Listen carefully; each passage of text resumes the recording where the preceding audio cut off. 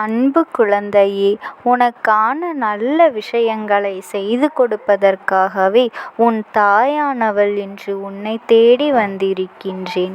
என் பிள்ளையே, இன்று உன் அம்மா உன் மீது சிறிதளவு மனவேதனையில் வந்திருக்கின்றேன்.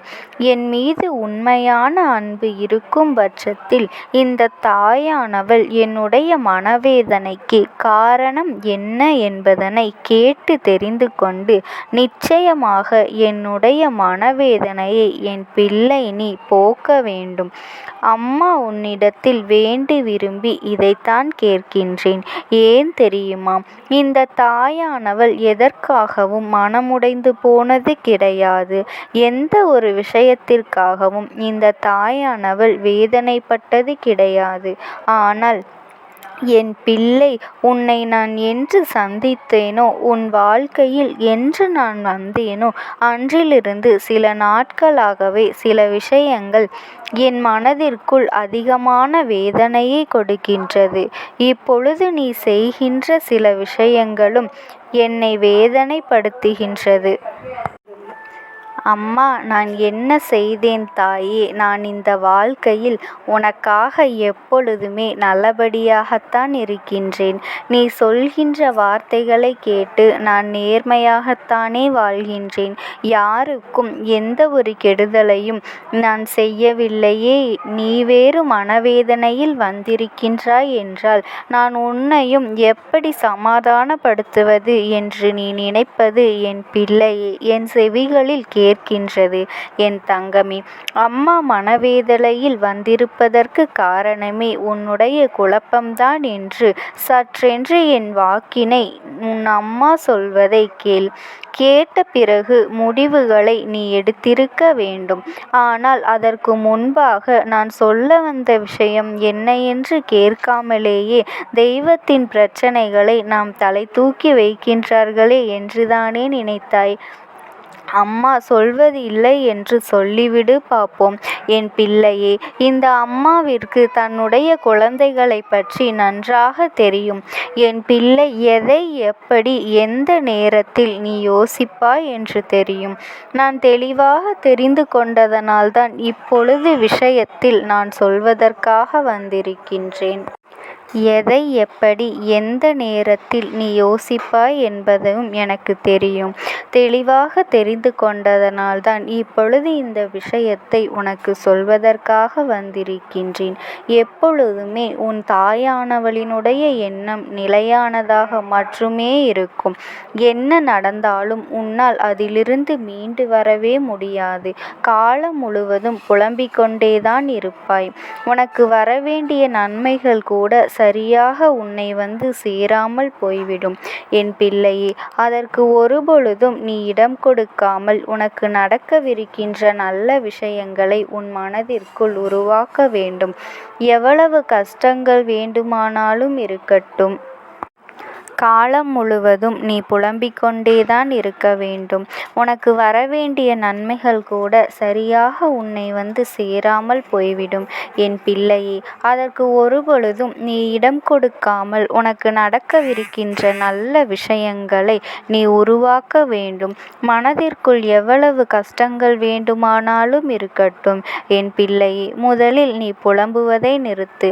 அடுத்தவர்களிடம் தோல்வி அடைவதை நிறுத்து. உன் கஷ்டத்தை யாரும் பகிர்ந்து கொள்வதில் இல்லை. ஆனால் இதைத்தான் உனக்கு என்னவோ ஆறுதல் சொல்வதாக நினைத்து கொண்டு அவர்கள் நடித்து கொண்டிருக்கின்றார்கள்.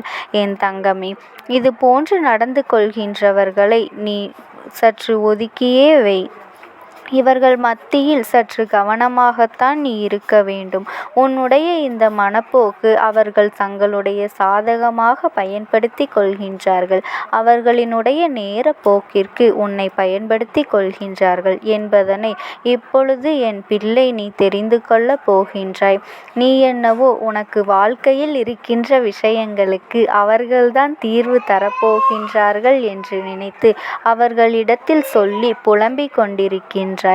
ஆனால் அவர்களும் இதுதான் நல்ல வாய்ப்பு என்று நினைத்து நீயும் உன் வாழ்க்கையில் இருக்கின்ற எல்லா விஷயங்களுக்கும் உன்னை சுற்றியிருப்பவர்கள்தான் காரணம் என்று அவர்களிடம் அனைத்தையும் சொல்லிவிடுகின்றாய். ஆனால் அவர்களினுடைய நேரப்போக்கிற்கு உன்னை பயன்படுத்தி கொண்டிருக்கின்றார்கள் என்பதனை எப்பொழுது நீ தெரிந்து கொள்ளப் போகின்றாய்? நீ என்னவோ உன் வாழ்க்கையில் இருக்கின்ற விஷயங்களுக்கு அவர்கள்தான் தீர்வு தரப் போகின்றார்கள் என்று நினைத்து அவர்களிடம் சொல்லிக் கொண்டிருக்கின்றாய். ஆனால் அவர்களும் இதுதான் நல்ல வாய்ப்பு என்று நினைத்து உன் வாழ்க்கையில் இருக்கின்ற அத்தனை விஷயங்களையும் தெரிந்து கொள்ள முயற்சி செய்து கொண்டிருக்கின்றார்கள். இனியாவது இது போன்ற மனிதர்களிடத்தில் சற்று கவனமாக இருந்து பழக வேண்டும். உன் தாயானவள் உன் மீது இருக்கின்ற மனவேதனையை கொட்டி தீர்க்கின்றேன். என் பிள்ளையே, சிறிதளவாவது நீ புரிந்து கொள்ள தொடங்கு. ஏனென்றால் பலமுறை உன்னிடத்தில் சொல்லியும் விட்டேன். எப்பேற்பட்ட சூழ்நிலையாக இருந்தாலும், எவ்வளவு கஷ்டங்களாக இருந்தாலும் அதை அடுத்தவர்கள் முன்னிலையில் ஒருபோதும் காட்டிக்கொள்ளாது. என் பிள்ளை, பணம் என்ற ஒன்று இன்று வரும் நாளை போகும். இன்று உன் கையில் என்றால் நாளை இன்னொருவர் கையில். அப்படி இருக்கும் பொழுது அது உன்னிடத்தில் இல்லை என்று நீ வெளிப்படுத்தினால் உன்னை மற்றவர்கள் முன்னிலையில் அது அவமானப்படுத்தவே செய்யும். அப்படியானால் இன்று பட்ட அவமானத்தை நீ எங்கு கொண்டு தீர்ப்பது? அதனால்தான் அம்மா எப்பொழுதும் உனக்கு சொல்கின்றேன், யாரிடத்திலும் உன்னுடைய கஷ்டங்களை நீ சொல்லாதே. நீ இல்லை என்று சொல்ல சொல்ல அது உன்னை விட்டு இல்லாமல்தான் போய்விடும் என்பதனை நிச்சயமாக புரிந்து கொள். இருக்கின்றது உனக்கு கிடைக்கும் என்ற நம்பிக்கையை உனக்குள் நீ வைத்து கொண்டு நடக்கின்ற எல்லா விஷயங்களும் உனக்கு நன்மைகளை கொடுக்கும் என்பதனை நீ புரிந்து கொள்வாய். எந்த நேரத்தில் இந்த வாழ்க்கையை நீ சந்தித்தாயோ, எந்த நேரத்தில் இந்த வாழ்க்கையில் நீ சில உறவுகளை சந்தித்தாயோ, அந்த நேரங்களை எல்லாம் சற்று யோசித்துப் பார். உண்மையான உறவுகள் நீ எந்த நிலையில் இருந்தாலும் உன்னோடு அன்றிலிருந்து இன்று வரை ஒரே போல்தான் பேசிக்கொண்டிருப்பார்கள். பொய்யான உறவுகள் நேரத்திற்கு தகுந்தாற்போல உன்னிடம் பேசிக் கொண்டிருப்பார்கள். நேரத்திற்கு ஏற்றது போல நீ எப்படியெல்லாம் இருக்கின்றாயோ அப்படியெல்லாம் அவர்கள் உன் மனநிலையை அறிய முயற்சிகளை செய்திருப்பார்கள். இது போன்ற உறவுகள் எல்லாம் வாழ்க்கையில் நீயாகத்தான் தேடிக்கொண்டது. யாரிடத்திலும் எதை பற்றி பேச வேண்டும் என்று யோசிக்காமல் எல்லோரிடத்திலும் எல்லா விஷயங்களையும் நீ பேசி பழகியதன் விளைவுதான் இன்று உனக்கு ஏற்பட்டிருக்கின்ற இத்தனை கஷ்டங்கள் என்பதனை நீ புரிந்து கொள்ள வேண்டும்.